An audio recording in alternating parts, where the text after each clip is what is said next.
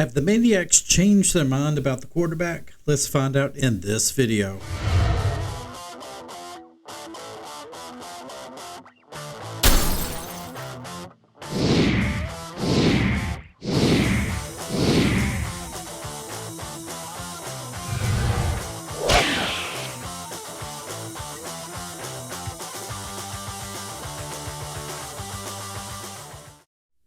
Welcome back to another video here on the Washington Football Maniacs YouTube channel, and Merry Christmas to all of you guys and gals out there. If you're new to this channel is dedicated to the Washington Commanders, and if you're down with that, please make sure you have subscribed to this channel. And when you do, also make sure that you have hit that notification bell so you will never miss a video release here on the Maniacs channel. So after the game yesterday, the Commanders versus the Jets, it really started off as if the Jets was basically going to blow the Commanders out of the water. Now, provided a lot of us, yours truly, since it was Christmas Eve, some of us were traveling and didn't really get to see all of the game in its entirety. Now, I went back and watched the second half of the game. I was trying to keep up with what was going on. I watched pretty much all of the first half, and the first half I was like, okay, obviously we're not going to have to worry about losing our top 5 spot as far as the NFL draft is concerned, because at that point I had watched the game up until the Commanders were down 27-7. And at the same time, of course, Sam Howell not having a very good game. He looks broken. He honestly looks broken out there. I didn't get to see the second half, but then, as I got caught up with it, of course, Sam Howell gets benched again. And again, Jacoby Brissett comes in and plays well, brings the team back, and the Commanders actually take the lead for the first time in the ball game. And the Commanders almost very nearly pulled out a victory over the Jets. Of course, the Jets come back and kick the game winner. The Commanders, of course, could not or did not have time to answer, and so the Commanders drop another game. I'm telling you, though, I have been vehemently a staunch supporter of Sam Howell. I felt like the whole time I said, the thing is, how can you really develop a quarterback, and how can you get him to grow when he has had to play behind that offensive line? Now, as you saw, when he has had to have Nick Gates in there at center, protections are horrible. Nick Gates does not know how to call protections. We've seen it so much. He gets blown up so many times there at center. That was just horrible. But yet, you have Brissett who comes in. He's able to play behind that horrid offensive line and plays well. And, he's able to suddenly bring this team back. We also see that it looks like that Eric Bieniemy plays or calls a different game when Brissett is in there. Seems like it's more of a well-balanced play calling when Brissett is in there as opposed to Howell. So what is the issue? I think part of it is, I think that unfortunately Sam Howell has kind of had the Patrick Ramsey treatment here. Back in the Spurrier days, Patrick Ramsey was the quarterback. He was playing against the horrid offensive line back in those days as well. And he was just getting beat up left and right. And unfortunately, it really broke his confidence. And Patrick Ramsey, I thought, could have been a very good quarterback. And when Joe Gibbs came in, we thought that maybe Joe Gibbs would be able to salvage Patrick Ramsey and would be able to possibly develop him. But as we all know from that story, Patrick Ramsey, I think he may have played a game or two or stepped in for a few reps or whatever for Gibbs, but basically it was Brunell and then later on Jason Campbell. But with Sam Howell, you really feel like that this coaching staff is broken because so much has been put on him. that it was really sink or swim. A little bit unfair, but I understand in some respects. It's like, look, if you're going to be the starter, then we're going to see how much you can handle. The thing is, with Sam Howell, if he didn't take so many sacks like he did, I think that honestly, he probably would have thrown for about 80% of the plays. It was already the percentage of pass to run was like 60 some percent to, what was it, 20 some percent. So, if there was protection there, more would have been put on Sam Howell. So, who's to blame? Or is it just the fact that Sam Howell is not starter material? Now, my co-host Brandon Scott, he has said all along he feels like Sam Howell is the franchise quarterback for the Washington Commanders, and the kid needs some help. He needs an offensive line. I have felt this way the whole time as well. I have to say, though, I can forgive one game in which you have Brissett who comes in for an ineffective Sam Howell, and just things are just not going your way.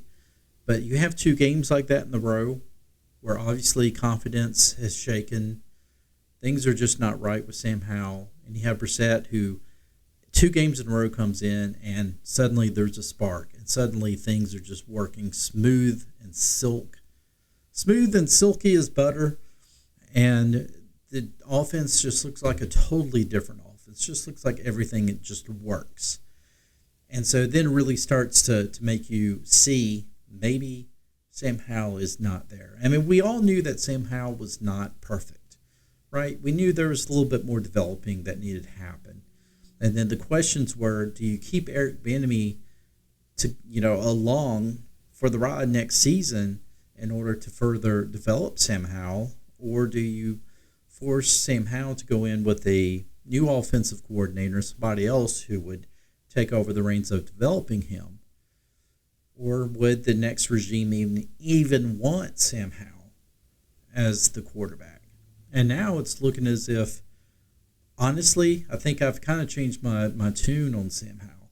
Now, when I record the next video with Brandon, I want to hear his thoughts and see what he thinks on this as well. But I think I'm starting to see the fact that maybe, just maybe Sam Howell, at least not at this point,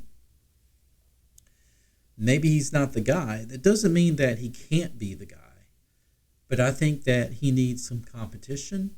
And I don't think that the starting quarterback position should automatically be given to Sam Howell next season. I think that you either go ahead and you draft somebody, or you bring somebody in, a veteran quarterback next season who can start right away, and you give the reins to that quarterback, and you say, okay, you know what, we are going to go with this, and we're going to see if Sam Howell can develop and step in and be the guy. Because obviously, I think too much was expected from Howell.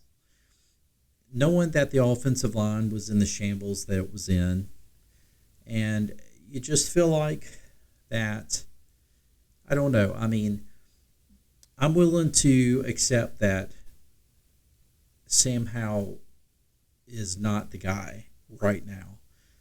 But honestly, if you go back several weeks ago, you can look and see, wow, Sam Howell was playing lights out. And if he made any mistakes, he came back and corrected them. So I saw a lot of Sam Howell. And then suddenly things just started taking a nosedive. And that's the unfortunate thing with all of this. So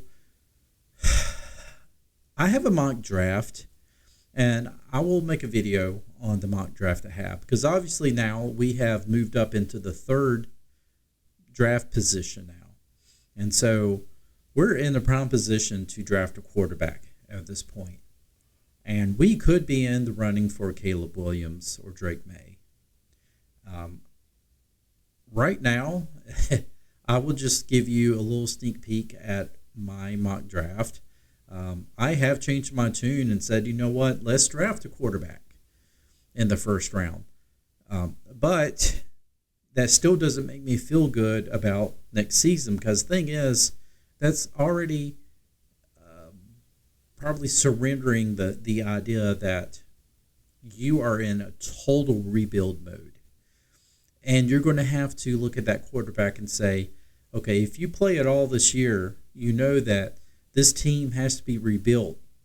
You're going to be running for your life, or you're not going to have the best offensive line. And so we still have to rebuild the offensive line. And so it's going to take a while. You can't rebuild the team all in one season.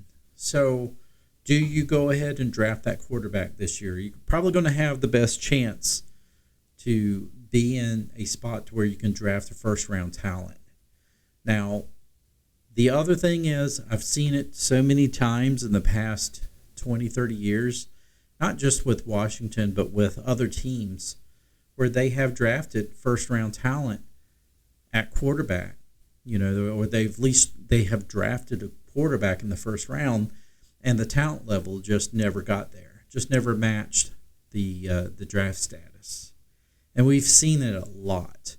I'm telling you, drafting a quarterback is a crapshoot. It really is. Just because you draft in the first round does not guarantee. And it really often, to me, I think it's more of, honestly, I don't think it's any more of a guarantee that you're going to have a better quarterback in the first round. I think, honestly, most of the time, the scouts, the experts, whenever they decide that this person should be in the first round, this person should go in the second round, third round, I think often they get it wrong, or I think they really do. I mean, look at it. Look at how many quarterbacks that we could say has been franchise quarterbacks, or have been perennial starters, or have been perennial playoff quarterbacks that have not been drafted in the first round of the draft. There's been quite a few of those. As a matter of fact, one has recently retired that we all feel like has been the GOAT. He was drafted in, the sixth round? And so you can't just go by the first round and say that's going to be, guarantee we have locked up our quarterback. And the thing is, if you don't hit on that first round talent there at quarterback, that can really set your rebuild back several years. And so, to me, I've always seen it from the perspective of when we have drafted first round talent from left tackle, we have hit on that a lot of times more than anything else. And you can also make the argument, I've seen this argument of how many times have we had a Chris Samuel or a Trent Williams, and we have made the playoffs, or we have went to the Super Bowl? Yeah, I understand that. But the thing is, you got to have all of that. You can't just have the quarterback. You got to have the quarterback, but you got to have the talent up front. I've said it before, and I'll say it again. Your offense doesn't work unless you have the talent up in the trenches. That is really where your offense starts. That is what makes it work. If your talent on the offensive line is subpar, your offense is going to be subpar. I don't care how much talent you have at the skill positions, you're never going to truly have the offense you really want. And that's just the fact. That's just a fact of nature. And so I really feel that there's a caution with drafting a quarterback in the first round. That guy may be all that he's cracked up to be, but don't expect him to really come out and be all that he can be for you behind a horrid offensive line.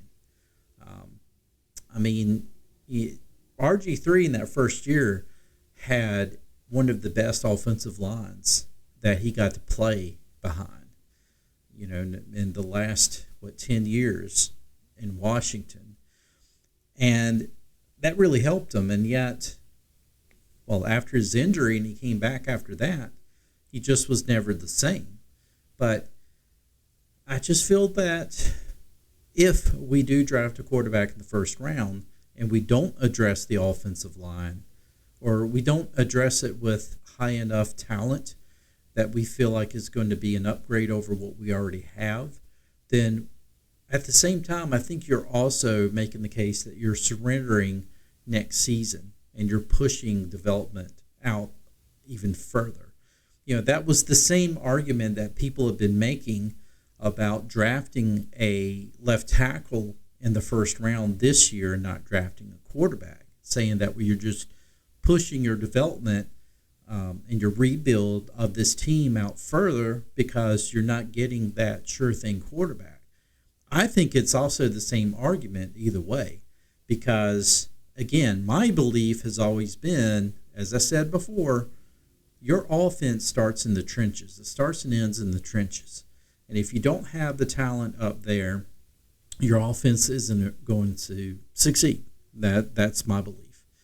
All right, folks, let me know what you think in the comments about this. With all that said, I am starting to feel that Sam Howell may not be the guy. A lot of people have already made up their minds that he's not. I'm cautious about saying that because I would still love to see him play behind an offensive line that is stout, that's going to give him the pass protection that he needs. But the problem is right now we're seeing that he's broken at this point. And if he's broken, if his confidence is broken, and obviously we can look and see that his confidence is broken, he can't be the man. And that's a shame because I really feel like he's been Patrick Ramsey, honestly.